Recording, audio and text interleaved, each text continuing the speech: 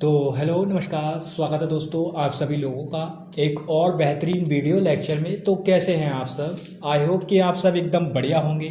और हम लोग एकदम बेहतरीन लेक्चर की आज फिर से शुरुआत करने वाले हैं।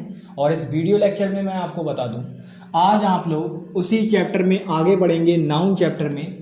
कल अगर हम बात करें, जो पिछली क्लास हमारी रही है उसमें मैंने आप लोगों को क्या पढ़ाया है, तो उसमें मैंने आपको नाउन के यूसेज बताए थे, जिसमें मैं आप लोगों को बता चुका हूं कि जो नाउन है उसका यूज़ हम कहां कहां करते हैं और किस किस तरीके से नाउन का यूज़ होता है। ये सारी बातें हम लोगों ने सीखी। मैंने जहां आपको बताया था कि जो नाउन होता है दोस्त, ये हमारा 3 प्रकार से यूज़ होता है। कहने का मतलब, पहला, इसको हम एज अ सब्जेक्ट यूज़ कर लेते हैं। दूसरा, इसको हम एज अ ऑब्जेक्ट यूज़ कर लेते हैं। और तीसरा, हम इसको एज अ कॉम्प्लीमेंट भी यूज़ कर लेते हैं। तो कुल मिलाकर नाउन को हम 3 प्रकार से यूज़ करते हैं, एक एज अ सब्जेक्ट, एक एज अ ऑब्जेक्ट और एक एज अ कॉम्प्लीमेंट। अब मैंने आपको दोस्तों एक बात और बताई थी कि ये जो सब्जेक्ट होता है इसके लिए तो कोई दिक्कत नहीं है, आप जानते हैं, या तो नाउन आएगा या प्रोनाउन आ जाएगा, ठीक है ना।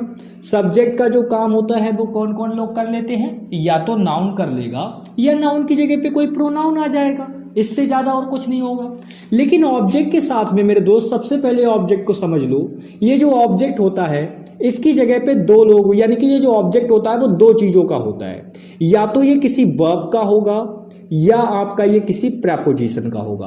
तो ऑब्जेक्ट कुल मिलाकर 2 चीजों के होते हैं, या तो किसी वर्ब का ऑब्जेक्ट दिया जाता है या किसी प्रेपो का ऑब्जेक्ट दिया जाता है, यानी कि प्रेपोजिशन का ऑब्जेक्ट दिया जाता है। कॉम्प्लीमेंट भी सेम दोस्तों 2 लोगों के लिए होता है, या तो ये किसी सब्जेक्ट के लिए होगा यानी सब्जेक्ट कॉम्प्लीमेंट, या किसी ऑब्जेक्ट के लिए होगा, या जिसे हम कह सकते हैं ऑब्जेक्ट कॉम्प्लीमेंट। लेकिन याद रखना दोस्त, इन तीनों के लिए ही अगर हम बात करें, इन सभी चीजों के लिए क्या चीज यूज की जा सकती है, नाउन। इन तीनों के जो ये मैंने चार्ट बनाया है आपके सामने, इस चार्ट में आप देख रहे होंगे कि सब्जेक्ट का काम भी नाउन कर देता है। आप अगर ऑब्जेक्ट की बात करें तो भले ही चाहे वो वर्ब का ऑब्जेक्ट हो या प्रेपो का ऑब्जेक्ट हो, यहां पे भी दोस्तों आपको नाउन देखने को मिल जाएगा। अगर वर्ब का ऑब्जेक्ट है तब भी आपको नाउन देखने को मिलेगा, प्रेपोजिशन का ऑब्जेक्ट है तब भी आपको नाउन देखने को ही मिलेगा, ठीक है ना। ऐसी बात करते हैं कि कॉम्प्लीमेंट चाहे वो सब्जेक्ट के लिए हो तब भी वो एक नाउन ही आपको होगा, देखने को मिलेगा। कॉम्प्लीमेंट जो आप यूज करेंगे सब्जेक्ट के लिए वो एक नाउन ही होगा। इसी प्रकार से चाहे आप ऑब्जेक्ट के लिए कॉम्प्लीमेंट यूज करें मेरे दोस्त, वो भी एक क्या होगा, नाउन होगा। तो यहां पर आप क्या देख रहे हैं, यहां पे आपने देखा कि नाउन को हमने जब यूजेस में उसके बताया कि नाउन के यूजेस हम कहां कहां कर सकते हैं दोस्त, तो नाउन के यूजेस हम कुल मिलाकर ये 3 प्रकार हैं। और भी होते हैं, हम नाउन को एज अ एडजेक्टिव यूज कर लेते हैं, पोजीशन दिखाने के लिए भी यूज करते हैं, ठीक है ना, पोजीशन के लिए भी यूज करते हैं। और भी सारी चीजें हैं जिनके लिए हम नाउन का यूज करते हैं। तो और जो बातें हैं वो हम बाद में करेंगे। फिलहाल आप ये 2 जो 3 मैं बता रहा हूं ये मेन हैं, इनको बढ़िया तरीके से पहले समझ लीजिए। तो मैंने आपको क्या बताया कि आप यहाँ पे देख रहे हैं दोस्त, ये जो सब्जेक्ट है इसके लिए भी आपका नाउन यूज हो जाता है। बिल्कुल सर, हो जाता है। आपने बताया सर ये जो ऑब्जेक्ट है इसके लिए चाहे वो वर्ब का ऑब्जेक्ट हो चाहे वो प्रेपोजिशन का ऑब्जेक्ट हो, दोनों के लिए आपके नाउन यूज किए जा सकते हैं। आपने कहा सर बिल्कुल। अब उसके बाद बात करें कॉम्प्लीमेंट, चाहे वो सब्जेक्ट कॉम्प्लीमेंट हो चाहे वो ऑब्जेक्ट कॉम्प्लीमेंट हो। सब्जेक्ट कॉम्प्लीमेंट क्या होता है, ऑब्जेक्ट कॉम्प्लीमेंट क्या होता है, ये मैं आपको अभी बता देता हूं दोस्तों। ये जो सब्जेक्ट कॉम्प्लीमेंट होता है यानी कि इसमें सब्जेक्ट के लिए कुछ कहा जाएगा, इसमें सब्जेक्ट के लिए कुछ कहा जाएगा, ठीक है ना, सब्जेक्ट के लिए कुछ कहा जाएगा, कहा जाएगा, तो वो क्या कहलाएगा, आपका सब्जेक्ट कॉम्प्लीमेंट कहलाएगा। इसी प्रकार से बात करते हैं सर ऑब्जेक्ट कॉम्प्लीमेंट, तो इसमें ऑब्जेक्ट के बारे में कुछ कहा जाएगा, इसमें ऑब्जेक्ट के बारे में कुछ कहा जाएगा, ठीक है ना दोस्त, बिल्कुल। तो कुल मिलाकर ये होती हैं दोनों बातें कि सब्जेक्ट कॉम्प्लीमेंट क्या होता है और ऑब्जेक्ट कॉम्प्लीमेंट क्या होता है। आई होप आपको चार्ट पूरी तरीके से क्लियर हो गया होगा, ठीक है भाई। अब हम आगे बढ़ते हैं और बात करते हैं कि सर ऑब्जेक्ट में जब हम यूज कर रहे थे तो हमें कुछ शब्द सामने आए जिनके लिए हमने बात की। जैसे फॉर एग्जाम्पल कल मैं यूज करके बता रहा था, तो एक शब्द आया नाउन फ्रेज। क्या शब्द सामने आया, नाउन फ्रेज आया। तो फ्रेजेस तो मैं आपको बता चुका हूं, मैं आपको बताऊं तो फ्रेज तो मैं आपको पढ़ा चुका हूं ऑलरेडी। तो फ्रेज से अब हम आज आगे बढ़ने वाले हैं। क्या सर उससे आगे भी कोई चीज़ होती है? जी बिल्कुल होती है। तो उससे आगे जो चीज़ होती है उसको आज हम समझने वाले हैं। देखो स्ट्रक्चर मैं आपके सामने बताता हूं। सबसे पहले हमने सबसे छोटी चीज़ इंग्लिश में क्या पढ़ी थी कि सर लेटर्स होते हैं सबसे पहले। उसके बाद फिर हमने बताया कि सर उसके बाद क्या चीज़ आती है, फिर सर वर्ड्स आ जाते हैं। फिर उसके बाद मैंने आपको बताया कि इसके बाद क्या चीज़ आती है भाई, आपकी फ्रेज आ जाती है। इसके बाद क्या आती है, फ्रेज आती है। तो कुल मिलाकर अब तक हमने इतनी बातें पढ़ ली हैं। नाउन के यूजेस में जब हम नाउन पढ़ रहे हैं, नाउन चैप्टर के अंदर इतनी बातें हमने कवर कर ली हैं। लेटर्स को भी देख लिया है, वर्ड्स को भी देख लिया और फ्रेज को भी देख लिया। आज हम इससे आगे बढ़ने वाले हैं और आज हम बात करेंगे क्लाउज की। किसकी बात करेंगे दोस्त? आज हम क्लाउज की बात करने वाले हैं कि क्लाउज क्या होता है। चलिए भाई क्लाउज पर आगे बढ़ते हैं और क्लाउज को समझने की कोशिश करते हैं कि क्लाउज होता क्या है। ठीक है ना। क्लाउज हेडिंग कर लीजिए भाई, आज आप क्या हेडिंग कर लीजिए, क्लाउज हेडिंग कर लीजिए, क्लाउज। ठीक है ना, क्लाउज हेडिंग कर लीजिए। अब मैं क्लाउज का आपको हिंदी में मतलब बताता हूं दोस्त। इसको हिंदी में कहते हैं उपवाक्य। इसको हिंदी में क्या कहते हैं? उपवाक्य कहते हैं। अब इसकी डेफिनेशन में और क्लाउज जो आपको मैंने फ्रेज बताई थी, याद रखना, इतना बढ़िया अंतर बताऊंगा कि आपको एक ही बार में बातें क्लियर हो जाएंगी। क्या डिफरेंस आपको याद रखना है? देखो याद रखना, मैं जो पहली बात लिखने जा रहा हूं ना, ये आपको अंतर ही नहीं लगेगा। आपको ये लगेगा अरे सर ये बात ये तो हम जानते हैं, आपने हमें पहले भी बताया हुआ है। तो याद रखना, देखो भाई यहां पे अगर हम बात करें तो सेम बात होती है, कोई डिफरेंस नहीं होता है। यहां पे क्या होता है? कलेक्शन ऑफ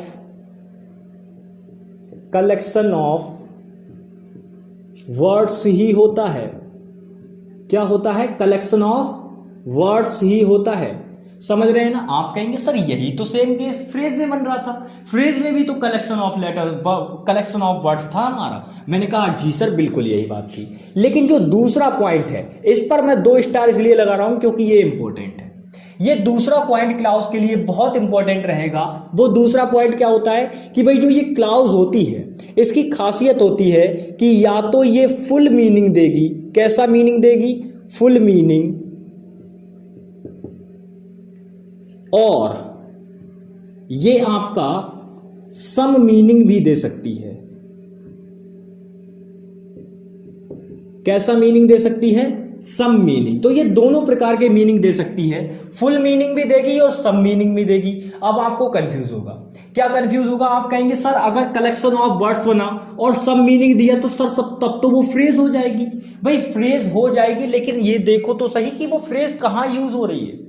ये भी तो आपका देखना काम है कि वो फ्रेज कहां यूज हो रही है। क्या वो एक फ्रेज के ही तरीके से यूज हो रही है या कुछ और यूज हो रहा है? क्योंकि याद रखना कंजंक्शन फ्रेज नहीं होती है, इसीलिए मैं आपको समझा रहा हूं। तो याद रखना, आप जब देखेंगे कि एक आपको कलेक्शन ऑफ वर्ड्स दे दे और उसका कुछ मीनिंग निकल रहा हो, लेकिन वो जुड़ा हुआ किससे हो? एक कंजंक्शन से जुड़ा हुआ हो, किसी भी कंजंक्शन से जुड़ा हुआ हो, किसी भी कंजंक्शन से A to Z। तो आपको क्या ध्यान रखना है? आपको ये बात ध्यान रखनी है, अगर वो किसी भी कंजंक्शन से जुड़ा हुआ है A to Z, तो इसका मतलब क्या है कि वो एक फ्रेज नहीं कहलाएगी, फिर वो आपकी एक क्लाउज कहलाएगी। क्योंकि मेरे दोस्त मैं आपको अभी बताऊंगा कि फ्रेज और क्लाउज में डिफरेंस क्या होता है। फिलहाल आप ऐसे समझे, जो आपकी क्लाउज होती है वो होती क्या है। तो मैंने आपको पहली बात इसमें क्या बताई कि कलेक्शन ऑफ वर्ड्स होती है। क्लाउज होती क्या है? कलेक्शन ऑफ वर्ड्स होती है, जिसका या तो फुल मीनिंग होगा या सम मीनिंग होगा। कैसा मीनिंग होगा? या तो फुल मीनिंग होगा या कैसा मीनिंग होगा? सम मीनिंग होगा। अब बात करते हैं कि सर अगर फुल मीनिंग दे दे तो उसे क्या कहेंगे, और अगर सम मीनिंग दे तो उसे क्या कहेंगे। तो याद रखना दोस्त, जब आपकी जो क्लाउज हो वो पूरा कंप्लीट मीनिंग दे रही हो, फुल मीनिंग दे रही हो, तो उसे हम कहेंगे इंडिपेंडेंट क्लाउज। क्या कहेंगे? Independent clause. ठीक है ना दोस्त। तो उसे हम क्या कहेंगे? इंडिपेंडेंट क्लाउज बोलेंगे। ठीक है ना। अगर यहीं पे सेम, ये तो इंडिपेंडेंट क्लाउज हो गई।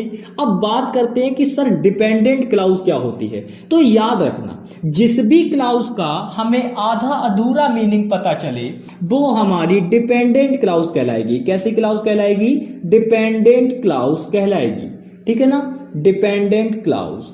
तो डिपेंडेंट क्लाउज क्या होती है? ऐसी क्लाउज जो कि थोड़ा मीनिंग बताए, कंप्लीट मीनिंग का कोई आइडिया नहीं लगेगा, वहां से थोड़े से मीनिंग का आइडिया लग जाएगा कि इस सेंटेंस का क्या मतलब हो सकता है। सेंटेंस सेंसेबल होगा तभी उस क्लाउज का कुछ ना कुछ थोड़ा मीनिंग होगा। अगर बिल्कुल मीनिंग नहीं निकल रहा है, इसका मतलब क्लाउज है ही नहीं। वहां पे थोड़ा मीनिंग तो निकलना जरूरी है, और जब थोड़ा मीनिंग निकलेगा तो क्लाउज आपकी कौन सी कहलाएगी? डिपेंडेंट क्लाउज कहलाएगी। अब याद रखना दोस्त, इंडिपेंडेंट और डिपेंडेंट ये क्या है, ये क्यों इसकी जरूरत पड़ती है? तो याद रखना, ये जो इंडिपेंडेंट और डिपेंडेंट क्लाउज है, इसकी जरूरत एक सेंटेंस में तब पड़ेगी जब वो सेंटेंस एक कंपाउंड सेंटेंस हो। कैसा सेंटेंस हो? कंपाउंड सेंटेंस हो या आपका कॉम्प्लेक्स सेंटेंस हो। किस प्रकार का हो? Complex sentence. तो ये बात आपकी समझ में आ रही है। ये जो इंडिपेंडेंट और डिपेंडेंट क्लाउज वाला सिस्टम है, ये तभी संभव है जब आपका दिया गया सेंटेंस या तो कंपाउंड सेंटेंस हो या कॉम्प्लेक्स सेंटेंस हो, अदरवाइज पॉसिबल नहीं है। क्यों? क्योंकि इसके बाद आ गया सिंपल सेंटेंस आपका। कैसा आ गया? Simple sentence. अब सिंपल सेंटेंस में तो ये होगा ही नहीं इस तरीके से, ठीक है ना। तो बात करते हैं कंपाउंड सेंटेंस में कैसे करके क्या होता है, मतलब ये कैसे चीजें होंगी। तो याद रखना, ये इंडिपेंडेंट क्लाउज और डिपेंडेंट क्लाउज की जरूरत कब पड़ती है? जब सेंटेंस में, अब यही तो बात यहां पे लिखनी है, ये ऐसा कब करेंगे? इंडिपेंडेंट क्लाउज और डिपेंडेंट क्लाउज ऐसा कब होगा? जब सेंटेंस में एक से ज्यादा क्लाउज हो, एक से ज्यादा क्लाउज हो, ठीक है ना। जब सेंटेंस में एक से ज्यादा क्लाउज होंगी तो वहां पे खासियत होगी। याद रखना, जब भी किसी सेंटेंस में एक से ज्यादा क्लाउज होंगी तो वहां खासियत होगी कि एक क्लाउज वहां पे आपकी डिपेंडेंट क्लाउज होगी और एक क्लाउज वहां पे क्या होगी? आपकी इंडिपेंडेंट क्लाउज होगी। तो एक तो वहां आपकी डिपेंडेंट क्लाउज होने वाली है और एक आपकी इंडिपेंडेंट क्लाउज होने वाली है। अब आप सब पता कैसे करेंगे? तो उसका मैंने आपको बता रखा है। जब सम मीनिंग देगी तो डिपेंडेंट क्लाउज, जब फुल मीनिंग देगी तो इंडिपेंडेंट क्लाउज। बताओ समझ में आया? ठीक है, बिल्कुल। अब चलो अगला पॉइंट समझते हैं। मैंने कहा जब सेंटेंस में एक से ज्यादा क्लाउज होगी तो वहां पे आपकी वो दोनों क्लाउजें क्या कहलाएंगी? उनमें से एक क्लाउज आपकी डिपेंडेंट क्लाउज रहेगी और एक आपकी इंडिपेंडेंट क्लाउज रहेगी। आगे बढ़ते हैं, आगे पॉइंट को मैं और समझाता हूं, क्लियर करता हूं, ठीक है ना। ये पहला पॉइंट हो गया। चलो भाई, अब अगला पॉइंट लिखते हैं इसी के साथ। अगला पॉइंट क्या होगा? तो मैंने बताया जब दो क्लाउजेस होंगी, ठीक है ना, दो क्लाउजेस। अब याद रखना दूसरा पॉइंट क्या रहेगा इंपॉर्टेंट? दूसरा पॉइंट ये रहेगा, एक सिंपल सेंटेंस। मान लो ऐसा सेंटेंस लिखा हुआ है कि उसमें क्या है? सब्जेक्ट है और आपका वर्ब है और आपका ऑब्जेक्ट है, बस केवल ये दे रखा है। अब इस स्ट्रक्चर को आप क्या कहेंगे? आप कहेंगे सर ये तो सेंटेंस है ना। आपका यही जवाब होगा कि सर ये तो सेंटेंस है। लेकिन आप देख रहे हैं कि ये स्ट्रक्चर जो दे रखा है वो एक सेंटेंस का स्ट्रक्चर दे रखा है कायदे में। किसका स्ट्रक्चर दे रखा है? एक सेंटेंस का स्ट्रक्चर दे रखा है। लेकिन मैं यहां पे इसको क्या कह सकता हूं? हम इस स्ट्रक्चर को हम क्या कह सकते हैं? इस स्ट्रक्चर को हम एक क्लाउज भी कह सकते हैं। एक क्लाउज भी कह सकते हैं। अब देखो क्यों कह सकते हैं वो समझो।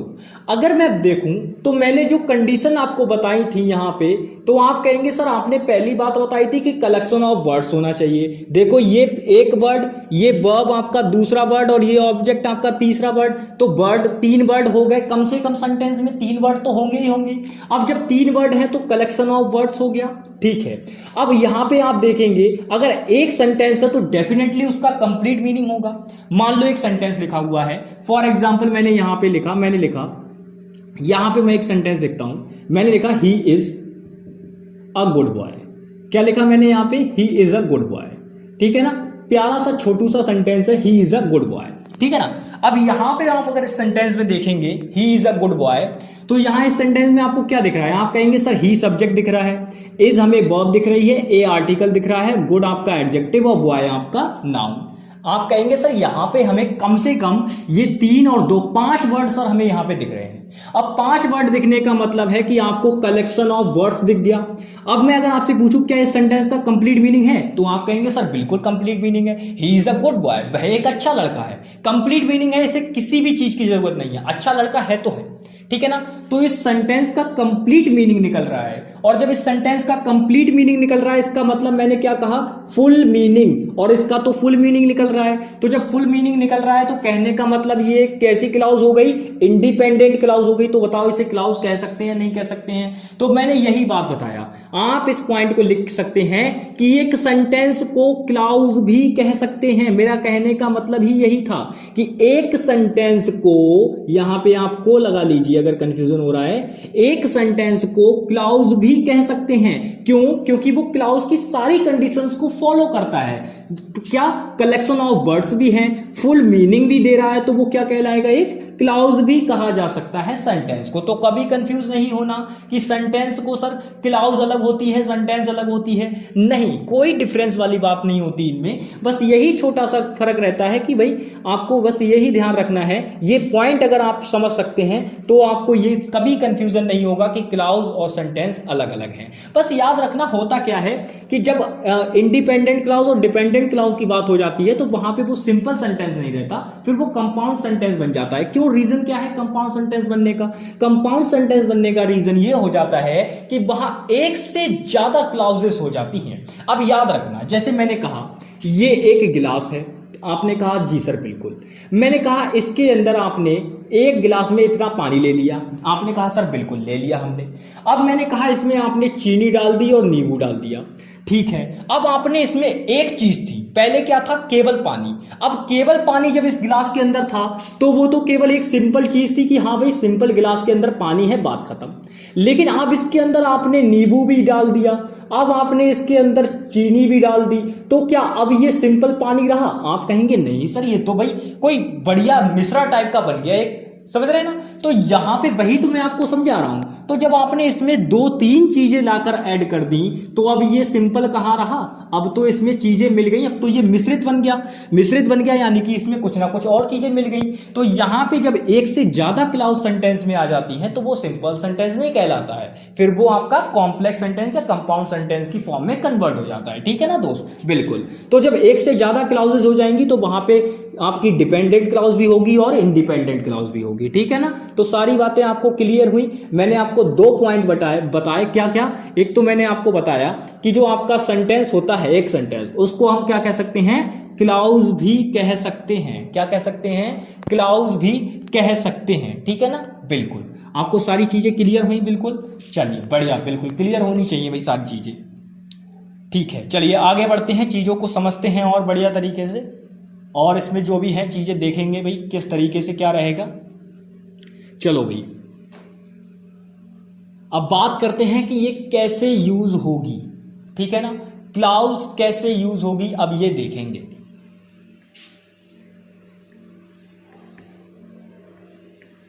क्लाउज कैसे यूज होगी ये देखेंगे भाई। क्लाउज के एग्जाम्पल देख लेते हैं। अब आपको यही बताना होगा कि कौन सी आपकी डिपेंडेंट क्लाउज है, कौन इंडिपेंडेंट क्लाउज है, ये सारी बातें आप बताएंगे एक सेंटेंस के अंदर, ठीक है ना। बढ़िया तरीके से चीज़ों को पहचानेंगे, क्योंकि अब हमें एग्जाम्पल्स ही लेने हैं, क्योंकि क्लाउज में जो बताना था वो बता दिया है। अब क्लाउज के अंदर आपको एग्जाम्पल्स की मदद से हम चीज़ें समझाएंगे कि क्या क्या है, ठीक है ना। तो बढ़िया तरीके से समझाते हैं भाई, चीज़ों को समझना जरूरी है, बढ़िया तरीके से चीज़ें बिल्कुल एकदम होनी चाहिए आपको क्लियर, ठीक है ना। चलिए तो छोटी सी बात और बता देते हैं आपको भाई, जो यहाँ आप बात कर रहे थे किस किस चीज़ की, यहाँ पे आपने एक शब्द अभी लिखा था इंडिपेंडेंट क्लाउज। कौन सा शब्द लिखा था? इंडिपेंडेंट क्लाउज, ये वर्ड लिखा था ना। याद रखना, इसी को 2 नाम और देते हैं। एक तो हम कहते हैं इसी को प्रिंसिपल क्लाउज। क्या कहते हैं? प्रिंसिपल क्लाउज, ठीक है ना मेरे दोस्त। और एक इसको और नाम दिया जाता है जिसे हम कहते हैं मेन क्लाउज। क्या कहते हैं? मेन क्लाउज कहते हैं। तो ये दोनों के दोनों नाम आप याद रखेंगे, ठीक है ना। इंडिपेंडेंट क्लाउज के लिए ये दोनों नाम और याद रखेंगे आप, कौन कौन से, एक तो प्रिंसिपल क्लाउज और एक मेन क्लाउज, ठीक है ना। अब हम डायरेक्ट एग्जांपल्स पे ही मूव करने वाले हैं। एग्जांपल्स की मदद से आपको मैं क्लाउज का बिल्कुल क्लियर करा दूंगा भाई, बिल्कुल एग्जांपल की मदद से हम बिल्कुल क्लियर कर देंगे ये सारी चीजें, ठीक है ना, बिल्कुल। चलिए भाई, तो बात ऐसी है, अब मैं आपको एक मजेदार बात बता दूं। आप कहेंगे सर आपने क्लाउज तो पढ़ा दिया बट क्लाउज के टाइप्स नहीं पढ़ा है। क्या नहीं पढ़ा है सर? टाइप्स नहीं पढ़ा है। तो मैं टाइप्स यहां इसलिए नहीं बताने वाला क्योंकि आप जानते हैं कि चैप्टर हमारा क्या चल रहा है दोस्त, नाउन चल रहा है। और क्लाउज जो होती हैं आपकी, भाई अच्छी तरीके से आपको पता होगा कि क्लाउज बहुत सारे होती हैं, ठीक है ना। आपकी नाउन क्लाउज भी होती है, आपकी और सारी क्लाउजेज भी होती हैं, तो उनसे हमें तब मतलब रखना होगा जब वो चैप्टर आएगा। अभी फिलहाल आपको मैं बता दूं, अभी आपको केवल किस पे मतलब रखना है फोकस, चूंकि आप जानते हैं कि भाई हम चैप्टर पढ़ रहे हैं नाउन, इसीलिए हम केवल यहां पे डिस्कस करने वाले हैं दोस्त नाउन क्लाउज को। किसको डिस्कस करने वाले हैं? नाउन क्लाउज को यहां पे हम लोग डिस्कस करने वाले हैं पूरे तरीके से कि नाउन क्लाउज क्या होती है। नाउन क्लाउज को हम डिस्कस करेंगे, तो याद रखना इसकी आप डेफिनेशन लिखना चाहें तो नाउन क्लाउज की डेफिनेशन लिख सकते हैं कि वह जो नाउन का कार्य करती है, नाउन का कार्य करती है, ठीक है ना दोस्त। वह जो नाउन का कार्य करती है क्या कहलाएगी? नाउन क्लाउज कहलाएगी। आप डेफिनेशन को दूसरे तरीके से लिखना चाहें लिख सकते हैं। दूसरा तरीका क्या है कि वो क्लाउज जो नाउन का कार्य करती है नाउन क्लाउज कहलाती है। अब आप जानते हैं दोस्त कि नाउन कितनी जगह काम करता है, मैंने चार्ट के माध्यम से बताया, तो आप समझ सकते हैं कि ये जो नाउन क्लाउज है वो कहां कहां आ जाएगी। ये एज अ सब्जेक्ट भी काम कर लेगी, ये एज अ ऑब्जेक्ट भी वर्क कर लेगी, चाहे वो प्रेपो का हो या फिर आपका वर्ब का हो। ये आपका कॉम्प्लीमेंट की तरह भी काम कर लेगी, चाहे वो सब्जेक्ट कॉम्प्लीमेंट हो चाहे वो ऑब्जेक्ट कॉम्प्लीमेंट हो, ठीक है ना दोस्त। देखो 1 मिनट में फिर से स्ट्रक्चर समझा दिया ना आपको, बिल्कुल। तो आप यही बातें आपको समझनी है। तो आप एग्जांपल की मदद से समझते हैं कि सर नाउन क्लाउज क्या होती है, ये बात आपने ये लिख लेंगे। इतनी बात छोटी सी बात है, बिल्कुल आप आराम से इसको याद कर लेंगे। अब चलिए एग्जाम्पल की मदद से चीजों को सीखते हैं। बिल्कुल भाई, अब एग्जाम्पल की मदद से ही हमें चीजें सीखनी है, बिल्कुल क्लियर करते हैं। एग्जाम्पल की मदद से यहां लिख देते हैं भाई, क्या चीज सीख रहे हैं हम लोग? Noun clause. क्या चीज सीख रहे हैं हम लोग? नाउन क्लाउज सीख रहे हैं, ठीक है। चलिए भाई, नाउन क्लाउज अब हम लोग सीखने जा रहे हैं और नाउन क्लाउज का एक बढ़िया सा एकदम बेहतरीन सा एग्जांपल लेते हैं हम आपके सामने और आप लोग देखेंगे कि कैसे होता है। जैसे मैंने एकदम बढ़िया सा एग्जांपल लिया, मैंने कह दिया यहां पे, मैंने क्या कह दिया, जैसे मैंने एक एग्जांपल लिया प्यारा सा, मैंने कहा ही इज अ सिंगर, ठीक है ना, ही इज अ सिंगर। अब देखो इसी से मैं ले लूंगा, इसी से एग्जाम्पल दूसरा क्रिएट कर दूंगा और यही इसी के काम में भी आएगा। मैंने कहा ही इज अ सिंगर, यानी कि वह एक गीतकार है, ठीक है ना, वह एक गीतकार है, ही इज अ सिंगर। अब यहां पे आप देख रहे होंगे ही आपका सब्जेक्ट हो गया, ये आपका सब्जेक्ट हो गया, इज आपकी दोस्त वर्ब हो गई, ए आपका आर्टिकल हो गया और आपका सिंगर आपका यहां पे नाउन हो जाएगा। क्या हो जाएगा? नाउन। अब आपको बेसिक स्ट्रक्चर के अनुसार पता है कि ये सब्जेक्ट और ये वर्ब, अब बाकी बचा पार्ट क्या हो जाएगा? आपका ऑब्जेक्ट हो जाएगा। ये तो बेसिक स्ट्रक्चर की बात है, इसे तो आप जानते ही हैं। अब आपको पता चला कि आपने देखा सर ऑब्जेक्ट में तो 2 वर्ड यूज हो रहे हैं, एक तो ये ए और एक सिंगर। जब 2 वर्ड यूज हो रहे हैं तो डेफिनेटली ये क्या कहलाएगी? फ्रेज कहलाएगी। क्या कहलाएगी? फ्रेज कहलाएगी। अब आप कहेंगे क्या सर, आप तो बता रहे थे कि चलो फ्रेज हो गई, लेकिन आपने कहा था कि सर अगर कलेक्शन ऑफ वर्ड्स अगर हमें कहीं पे दिखे तो आप देखेंगे कि सर ये पहला वर्ड, ये दूसरा वर्ड और ये तीसरा, ये चौथा, सर ये तो एक क्लाउज भी है। बोल सकते हैं ना इसको, मैंने एक बात बताई भी थी आपको। तो आप कहेंगे सर ये तो एक क्लाउज भी है। जब ये क्लाउज है तो सर इसका मतलब इसके अंदर जो ये ऑब्जेक्ट यूज हुआ है, ये जो ऑब्जेक्ट यूज हुआ है, इसका मतलब ये जो आ सिंगर इसके अंदर यूज हुआ है, ये नाउन फ्रेज तो है ही, लेकिन साथ ही साथ क्या है सर? नाउन फ्रेज तो है ही और साथ ही साथ सर ये क्लाउज भी हो जाएगी।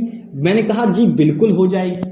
क्यों हो जाएगी, उसका रीजन यही है कि हम इसको, इस सेंटेंस को क्या कर सकते हैं, हम इस सेंटेंस को, ये जो सेंटेंस हमने कहा है इसको एक क्लाउज भी कह सकते हैं, जो हमारी स्टेटमेंट को फुलफिल कर रहा था कि भाई कलेक्शन ऑफ वर्ड्स हैं, हमने कहा हैं, फुल मीनिंग दे रहा है, हमने कहा हाँ दे रहा है, तो इसीलिए इसको क्लाउज भी कह सकते हैं। जब हमने इसको क्लाउज कहा तो भाई ये क्लाउज का ऑब्जेक्ट है। अब देखो यहाँ पे ये क्लाउज बोल रहे हैं, इसको हमने क्लाउज कह दिया कि भैया ये क्लाउज है।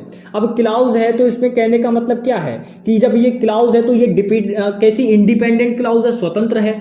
तो जब ये इंडिपेंडेंट क्लाउज यहाँ पे हो गई तो इसका मतलब ये है कि यहाँ पे हम देखेंगे तो ये जो आ सिंगर है वो इस क्लाउज का क्या हो जाएगा, ऑब्जेक्ट हो जाएगा। जब ये ऑब्जेक्ट हो जाएगा तो इसमें भी डेफिनेटली क्या है, ये क्लाउज ही है। और जब ये क्लाउज है तो यहाँ पे ये क्या हो जाएगा, आपका सीधे सीधे नाउन फ्रेज यूज हुआ है। यहाँ पे क्या हुआ है, नाउन फ्रेज। क्योंकि आप एक बात जानते हैं, फ्रेज और यहाँ पे आप एक बात ये याद रखेंगे, एक बात ये डिफरेंस देखो, फ्रेज और क्लाउज में डिफरेंस याद रखना।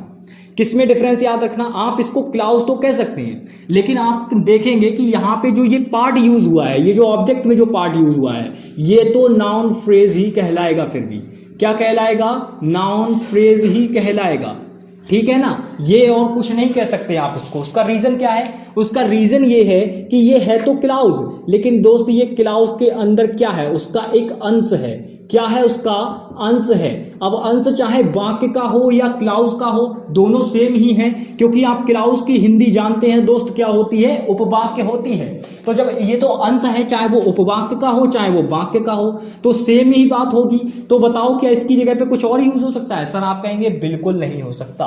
तो इसीलिए इसका अंश है, चाहे भले ही हम इसे क्लाउज का, चाहे हम इसे क्लाउज का अंश माने, चाहे हम इसे सेंटेंस का अंश माने, लेकिन ये है तो दोनों केसेस में अंश ही। इसीलिए इसकी जगह पे आप ध्यान देंगे तो ये जो ये आ सिंगर ऑब्जेक्ट यूज हुआ है वो एक नाउन फ्रेज ही रहेगी। क्या रहेगी, नाउन फ्रेज रहेगी। चीजें क्लियर है भाई? बिल्कुल।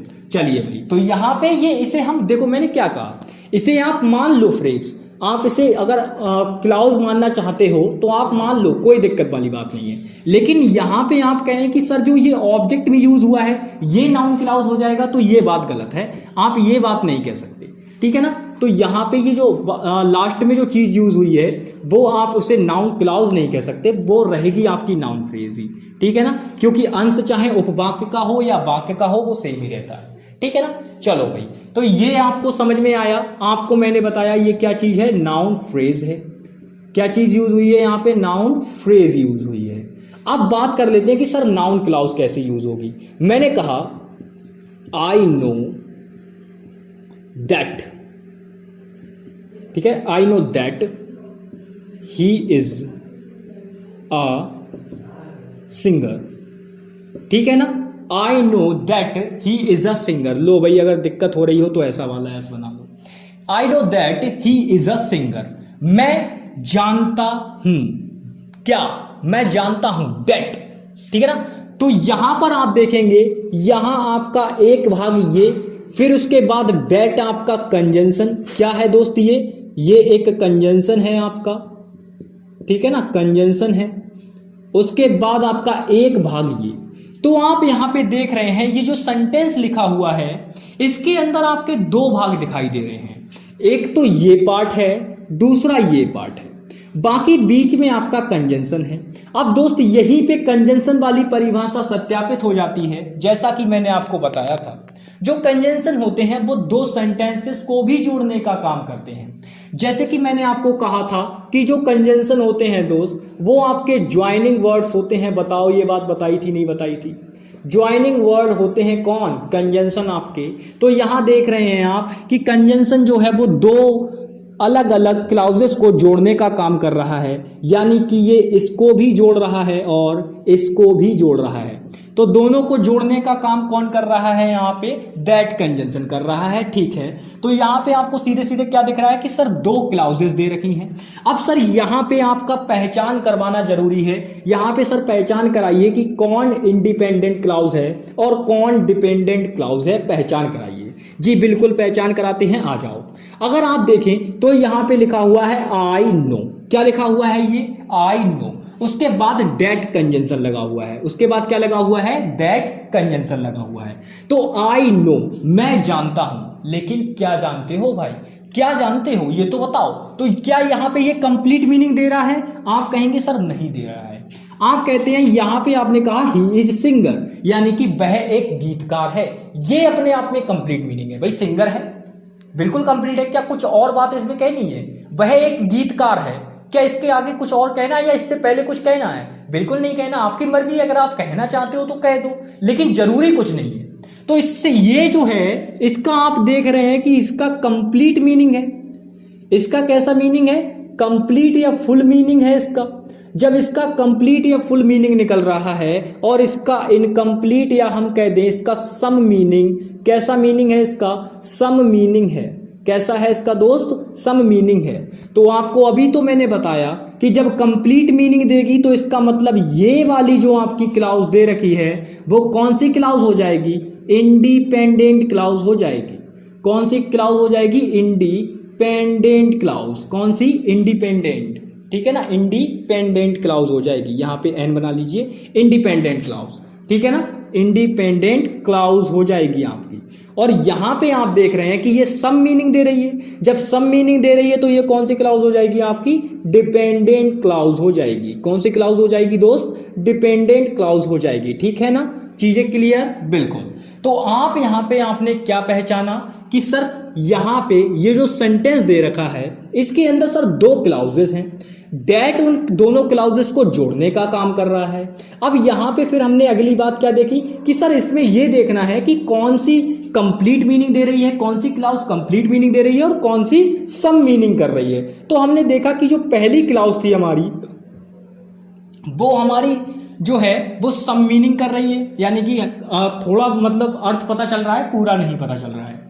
जो दूसरी क्लाउज है हमारी उससे हमें कंप्लीट मीनिंग पता चल रहा है कि वह एक गीतकार है, तो इसे हम इंडिपेंडेंट क्लाउज बोल देंगे दोस्त। और जिससे हमें कम मीनिंग यानी कि सम मीनिंग पता चल रहा है उसे हम डिपेंडेंट क्लाउज बोल देंगे। आपने कहा सर बिल्कुल सही है। अब हम यहाँ पे पूछना चाहेंगे आपसे कि बताओ, यहाँ पे आप देख रहे होंगे कि यहाँ पे आई नो, यानी कि ये इतना भाग सेंटेंस का अलग हो गया और ये इतना डेट वाला भाग ये इतना अलग हो गया, तो ये सेंटेंस के दो भाग हैं।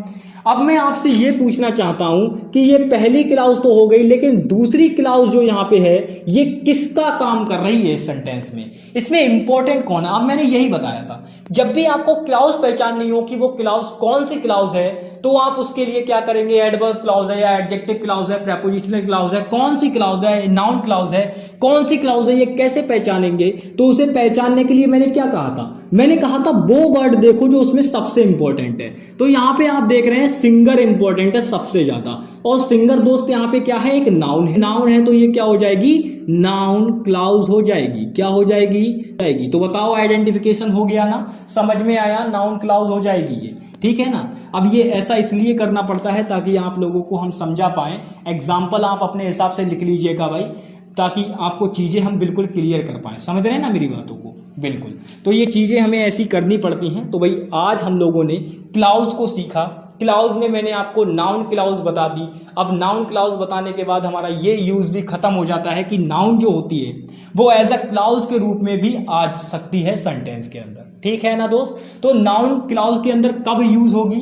तो वो तब यूज होगी जब वो सेंटेंस आपका एक सिंपल सेंटेंस ना होकर या तो कोई कंपाउंड सेंटेंस हो दोस्त, या तो कोई कंपाउंड सेंटेंस हो या आपका कोई कॉम्प्लेक्स सेंटेंस हो, क्योंकि यही दो सेंटेंस ऐसे होते हैं जिनमें कंजंक्शन यूज होते हैं दोस्त। क्या यूज होते हैं? कंजंक्शन यूज होते हैं। और जब कंजंक्शन यूज होंगे तो डेफिनेटली आपका सीधे सीधे आपको दिख जाएगा कि वहां पे दो दो क्लाउजेस होंगी, और दो दो क्लाउजेस होंगी तो ये इंडिपेंडेंट और डिपेंडेंट क्लाउज वाला खेल होगा वहां पे। और जब ये खेल होगा तो डेफिनेटली वहां पे एक क्लाउज ऐसी होगी जो कहीं ना कहीं या तो किसी प्रेपोजिशनल क्लाउज का काम कर रही होगी, एडजेक्टिव का काम कर रही होगी, या फिर आपका नाउन का काम कर रही होगी। तो बस ये चीज देखनी है। अब चूंकि चैप्टर हमारा नाउन का चल रहा था तो मैंने नाउन क्लाउज समझा दी आपको। अब जब चैप्टर हम एडजेक्टिव पढ़ेंगे तो एडजेक्टिव क्लाउज समझाएंगे वहां, ठीक है ना दोस्तों। बिल्कुल। तो भाई आज की वीडियो में हम लोगों ने क्लाउज को बढ़िया तरीके से सीखा। कंप्लीट क्लाउज हमने सीख लिया। अब मैं आपको बता दूं, आप कहेंगे सर एक तो हमारी सबऑर्डिनेट क्लाउज वगैरह भी होती हैं, तो सर उनका क्या मतलब है? देखो भाई, वो जो चीज़ें होती हैं वो हम सिखाएंगे आपको, लेकिन अभी उनकी उतनी ज़रूरत नहीं है। जब ज़रूरत होगी, जैसे जैसे उन चीज़ों की ज़रूरत आती रहेगी, जैसे जैसे हमने क्या कहा, देखो आप जानते हो कि हमारा ये जो बैच है दोस्त, वो बेसिक टू एडवांस है। कैसा है? बेसिक टू एडवांस, ठीक है ना दोस्त, बेसिक टू एडवांस है, ठीक है ना। अब बेसिक टू एडवांस का मतलब क्या है? बेसिक टू एडवांस का मतलब होता है धीरे धीरे आपके लेवल को बढ़ाना, ठीक है ना। तो धीरे धीरे हम लोग आपके लेवल को बढ़ाएंगे। फिलहाल आप लोग इतना चीज़ों को तैयार कीजिए, जैसे जैसे चीज़ें होंगी लेवल को हम आपके बढ़ाते रहेंगे, ठीक है ना दोस्त। बिल्कुल। तो आज की क्लास में इतना ही। आज की क्लास में आप लोगों ने क्लास के बारे में कंप्लीट जानकारी प्राप्त कर ली है। अब हम लोग जो नेक्स्ट क्लास रहेगी उसमें हम देखेंगे नाउन के एक दो यूजेस और बचे हुए हैं, जैसे नाउन को पोजीशन में कैसे यूज किया जाता है, नाउन पे पोजीशन कैसे दिखाएंगे, या नाउन के को एज अ एडजेक्टिव के रूप में कैसे यूज करेंगे। तो बस ये एक दो यूजेस और बचे हुए हैं, फिर उसके बाद हम नाउन के टाइप्स को डिस्कस कर लेंगे। फिर हमारा जो काम है वो नाउन का फिर जेंडर पढ़ना, फिर आपका जो आपके नंबर होते हैं उनको पढ़ना और केसेस को पढ़ना, फिर बस हमारा नाउन चैप्टर खत्म हो जाएगा। लगभग मान के चलिए आपकी अभी लगभग हो जाएंगी सब तकरीबन 7 से 8 वीडियो, ठीक है ना। 7 से 8 वीडियो में कोशिश करेंगे खत्म करने की। हालांकि देखते हैं कि कितनी क्लासेस हमें लेनी पड़ेंगी, लेकिन कोई बाउंडेशन नहीं है कि क्लासेस कितनी करनी पड़ती हैं। जितनी भी करनी पड़ेंगी, रुकेंगे नहीं, बिल्कुल बैच शुरू किया है, कंप्लीट करके मानेंगे, ठीक है ना दोस्तों। तो चलिए आज की क्लास में बस इतना ही, मिलेंगे नेक्स्ट वीडियो में। तब तक के लिए bye bye, take care and जय हिंद दोस्तों।